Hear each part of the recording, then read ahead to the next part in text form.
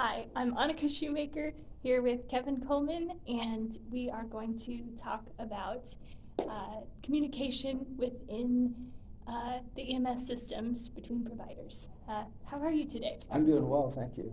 Good.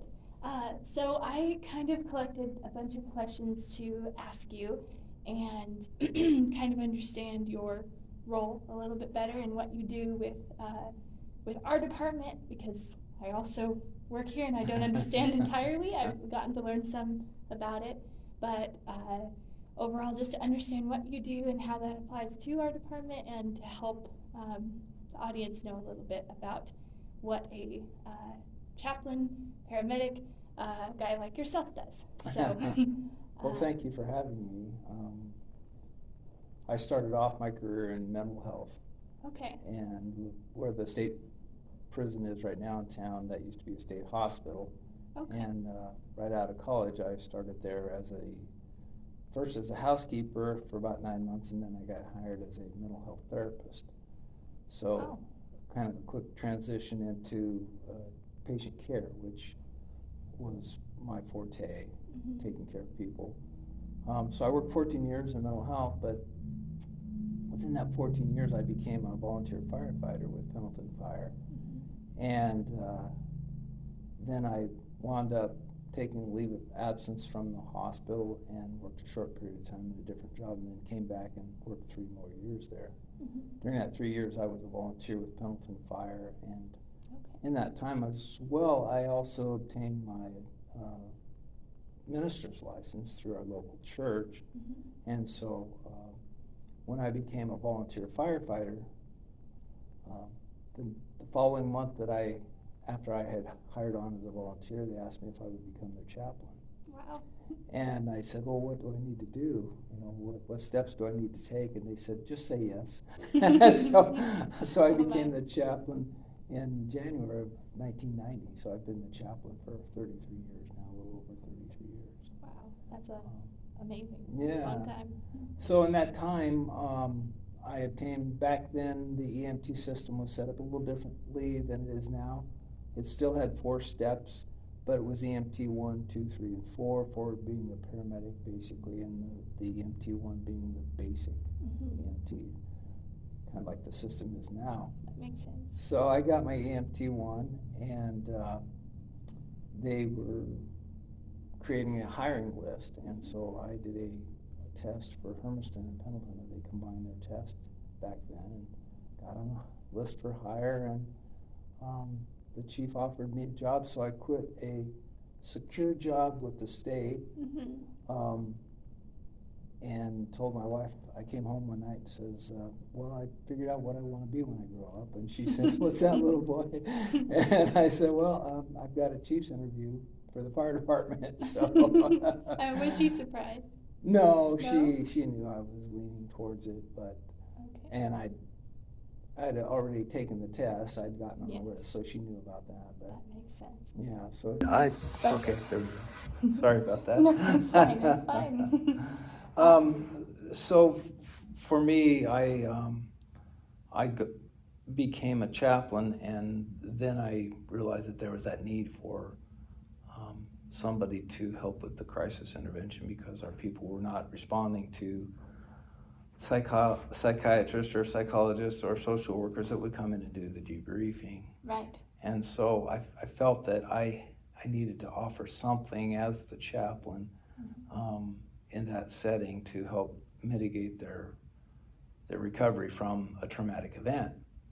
And so that's when I went to the chief and asked him am I repeating myself here on this part? No, you're not. Yeah, so I went to the chief and asked him about going through a training for crisis intervention, and he was from the old school, and he said, Kevin, I don't believe in that.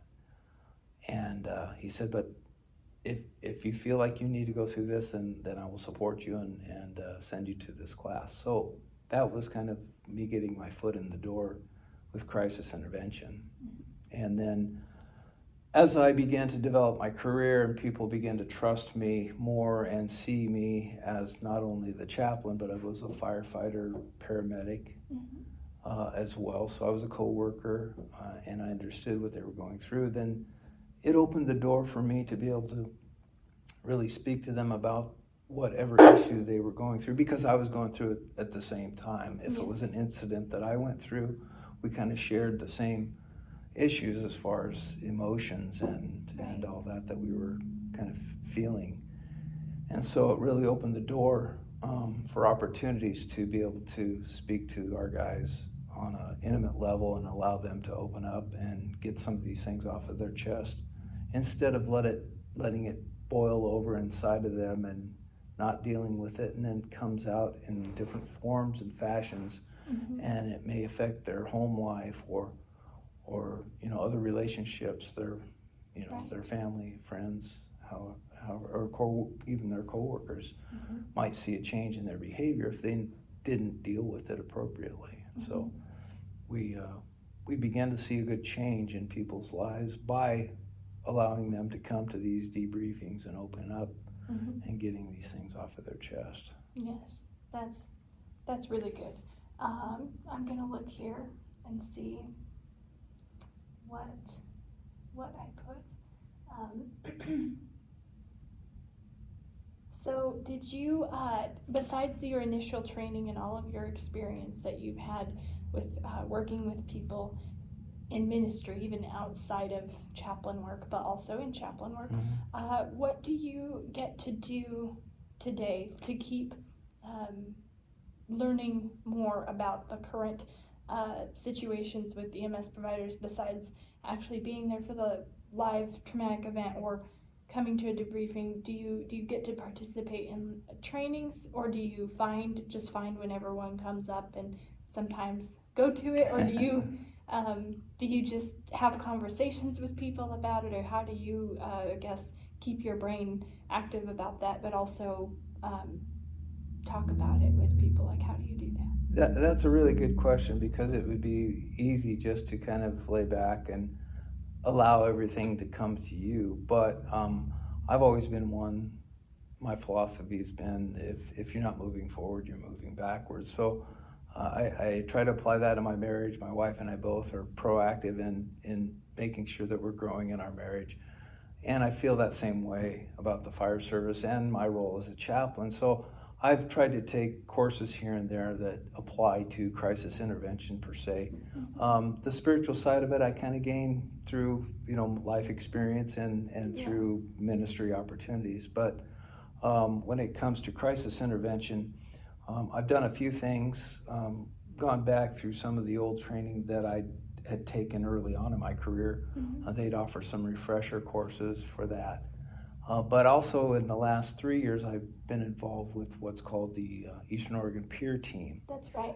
So we've developed a group of individuals from both police and the fire service to support individuals that are going through similar situations, traumatic events, and offering them that one-on-one support.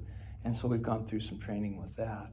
The cool thing about that is, just in a reference to how it works, for instance, last fall we had a police officer involved shooting out at the Wild Horse Resort and Casino. Yes. And the officer that was involved was a new police officer out there. And so myself and one of the officers from Pendleton, both of us were on the Eastern Oregon Peer Team, went out there to help him through this process of, they go through a ton of questioning, and they take all their equipment and interview them and such. And so we guided him through that, and we were able to be there for him as support system to kind of help them through that. So that's been a really cool thing that we've been kind of growing into the last 3 years. We're not there yet. We're still developing team members, and we went from 5 team members. We just added 10 more, so we're up to 15 now. That's wonderful. So we can kind of spread the responsibility, and that if I'm not available, then somebody else is. And so that seems like a really great group to have, to be able to go out and offer extra support and really have know that you have people. Yeah, Yes. yeah, it's been a blessing to be able to offer that, and we've had some good response. So That's really good. and then the ultimate goal is to be able to offer that to other communities as well. So Mhm. kind of mirror that and Right. be able to, so they don't have to reinvent the wheel, so to speak. We've already kind of established this Yes, you just continue to grow. platform. Yeah, That's great. yeah. Very good. Let's see. I might kind of backtrack a little bit. I guess what really initially inspired you to want to be a chaplain, or what is your driving force behind everything you do? Well, a lot of it is compassion. In this field, there's a lot of tragedy, people don't call us when they're having a good day. Mm-hmm. And our goal is to make some semblance of, turn chaos into calm, if you will, and that's something that we always have to do whenever we come onto a scene, especially when it's a lot of different variations involving a lot of factors that we're dealing with. Right. But compassion has been my driving force. I've always felt like if you can be compassionate in what you do, especially in this field, people will see that and be more responsive to you. Whereas if you just come in as a EMS provider who is very knowledgeable, can do the job very well, but you have no compassion for that individual, then you have lost some of that ground with them. The first thing that they teach you is try to establish a rapport with that patient so they trust you to do what you need to do. But if you're just coming in and saying, well, we got to do this, this, and this without the compassion element, then you've lost them. And so it's an uphill battle. I mean, you can still do your job, but it's going to be a little more difficult. Yes. So in a way, you don't look at it as checking the boxes. You really get to know the person. You make it a relatable and very personal level with them. Absolutely. Yeah. Absolutely. Yeah. That's excellent. Like, really important to understand, because I think in any sort of field or job that you have, if you're just getting your job done, kind of scraping by, not making connection and being able to have empathy and understand where other people are at, then it's kind of boring, lonesome, and not very fun. Yeah, exactly. Yes, that's true. Okay, let's see. What did I put? Okay, so I guess we already talked about the Chemeketa culture. So are you, with Pendleton Fire Department, are you available pretty much at any time that they call and ask if you would come out, or like, are there backup chaplains, or what do you do in that situation? I'm actually the only chaplain for Pendleton. Okay. But there are chaplains in the area that would respond if need be. Hermiston has a chaplain that is a full-time chaplain that splits time between the fire and the police department. Okay. And so he's a resource that is available to us as well. That's really good. But yes, I'm on call all the time for death notification or just support for our people, as well as whoever needs it. Right. I've been called to family members to kind of talk them through some difficult situations and give them some resources to be able to help them through that as well. So that's really great. yeah, and it's one of those things where the duty officer knows that I'm the person that they need to call if they have a situation where they need either a debriefing or somebody to come and do a death notification. So yes, okay, that's great that they know that they have you as a resource. yeah. All right, let's see.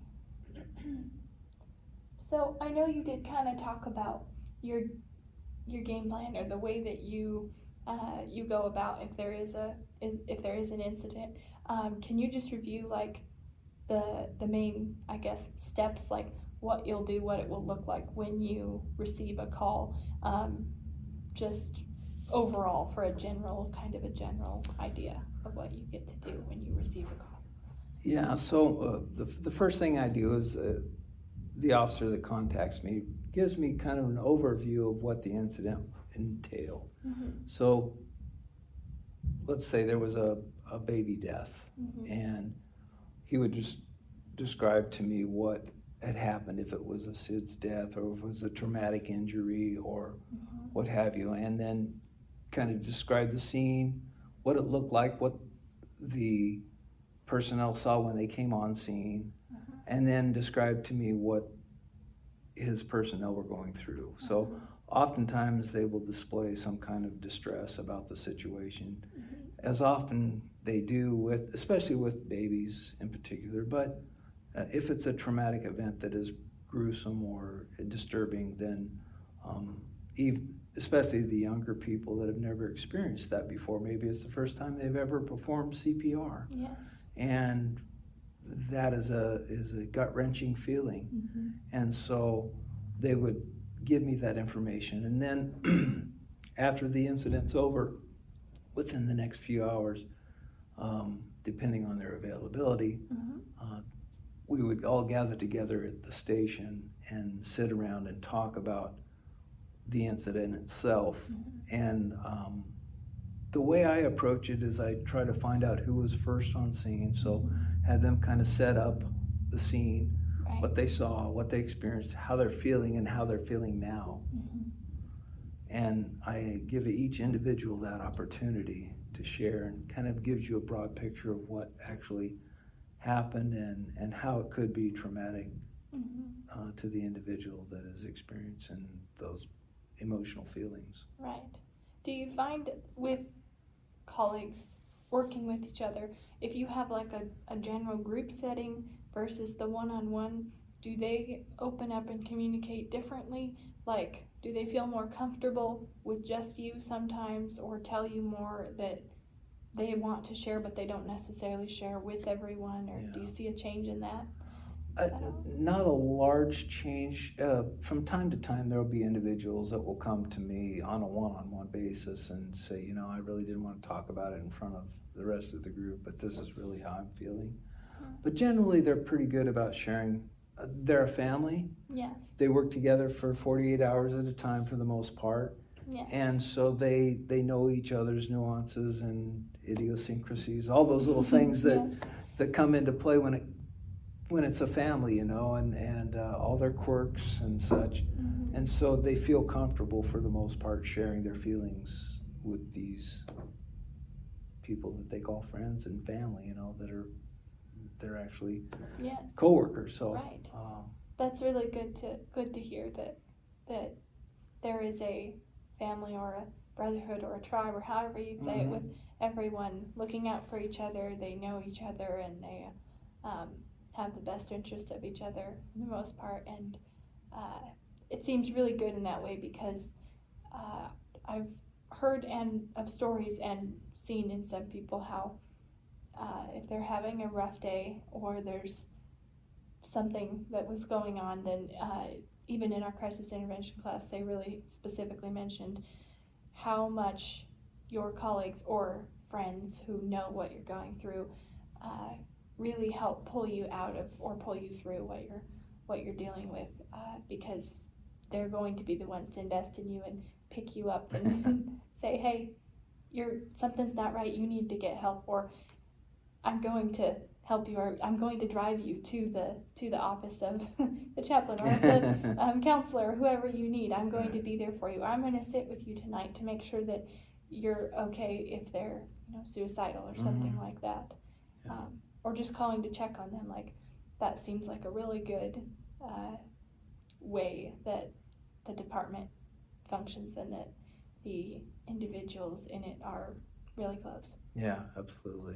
It is a brotherhood now, more of a sister and brotherhood, because it used to be just men for the most part, and Yes. and now thankfully women are becoming a major part of it too, which is really good. So. Right. I will say, with CPR, I had done that for the first time on my very first ride along with a different department, and it was a very different feeling. Yeah. I handled everything okay, but I sure had been talking about, wouldn't it be nice to learn what it's like to do CPR, and then a week later I got that opportunity and wasn't sure if I was ready for it, but it happened. So I'll guarantee you'll remember that first experience for the rest of your career. I do. I remember my first CPR experience on a 90-year-old male that was dead, and yes, that was the case pretty much for mine, and I'm not forgetting that. No. So. It's certainly a big part of first memories. Okay, what was my other question here?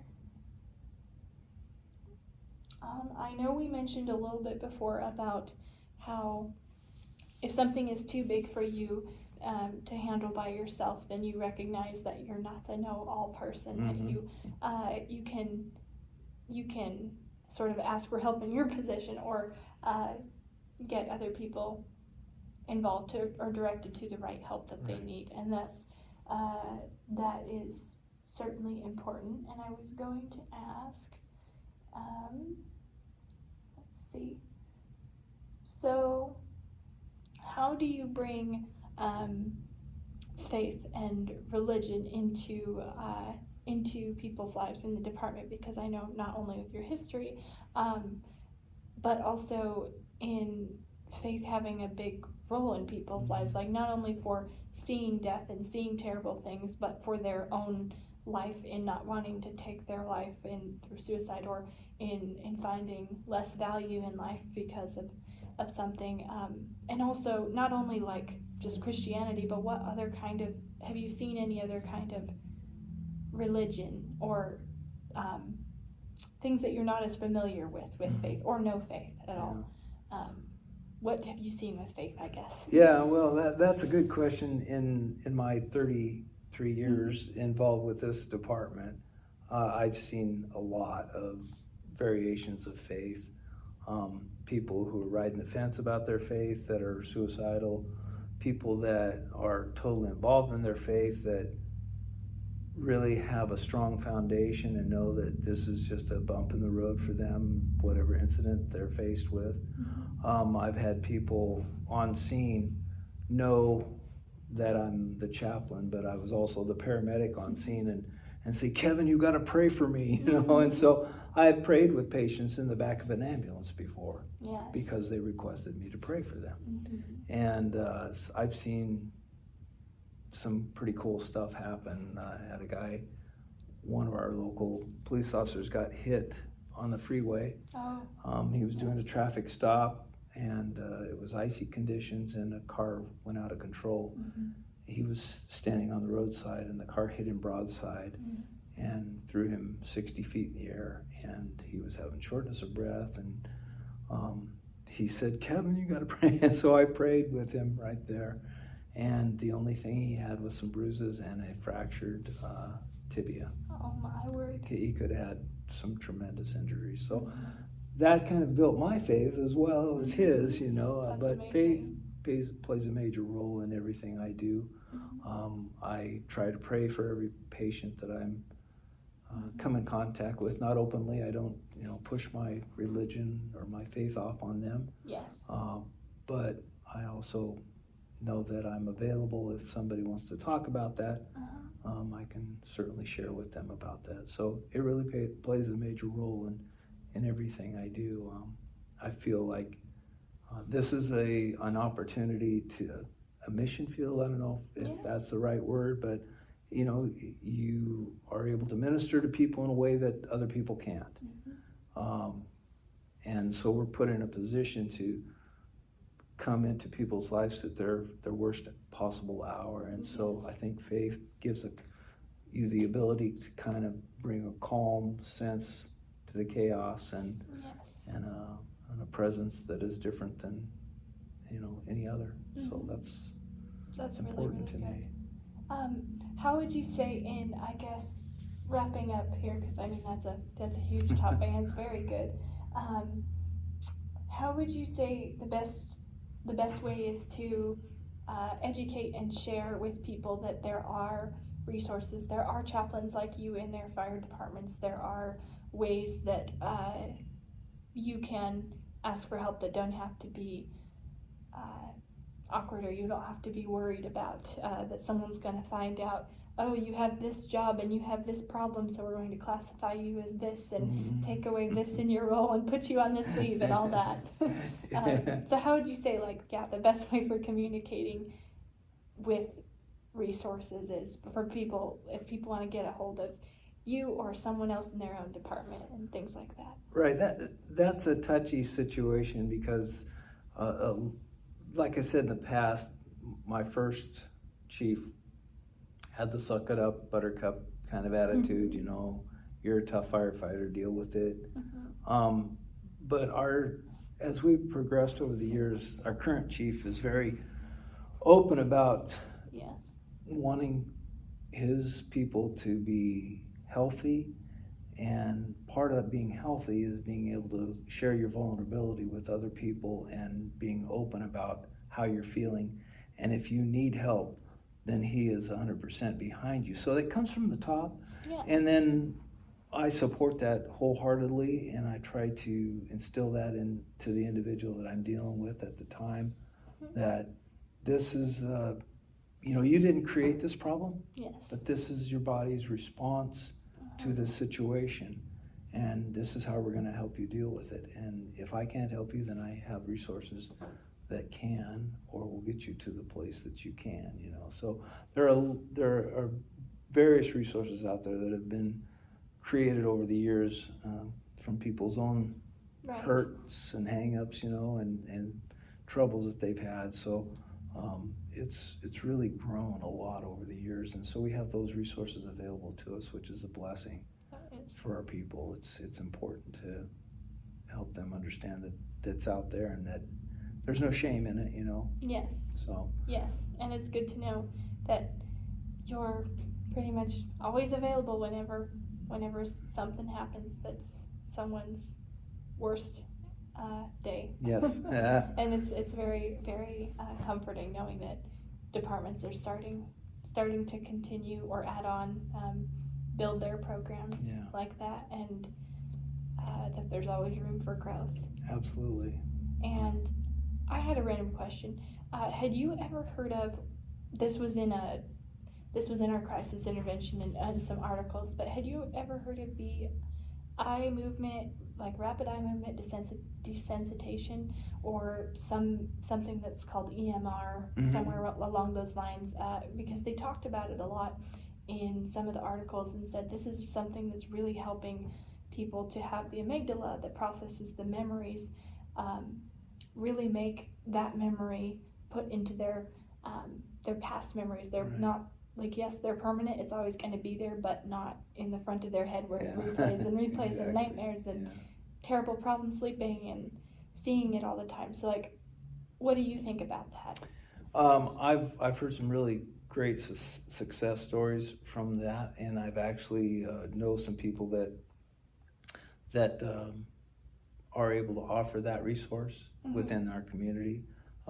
The community counseling services has individuals that are trained in that, and so we can call them anytime we have somebody that we feel that would fit that mold, that would need something like that. So I think it's a valuable resource that is out there. That's good. And it sounds like it's been proven to help people, so that's important. That's really good. Yes, I was curious what you thought because I hadn't really heard of it before. It doesn't seem like it's talked about as much as go to a counselor, therapist. Just seems like another step into more specific things. But that's great. Did you have any questions for me or anything else you can think of to add?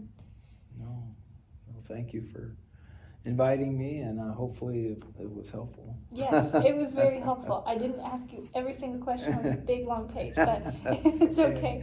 It was good. So thank you very You're much welcome. for coming. My pleasure. I appreciate it.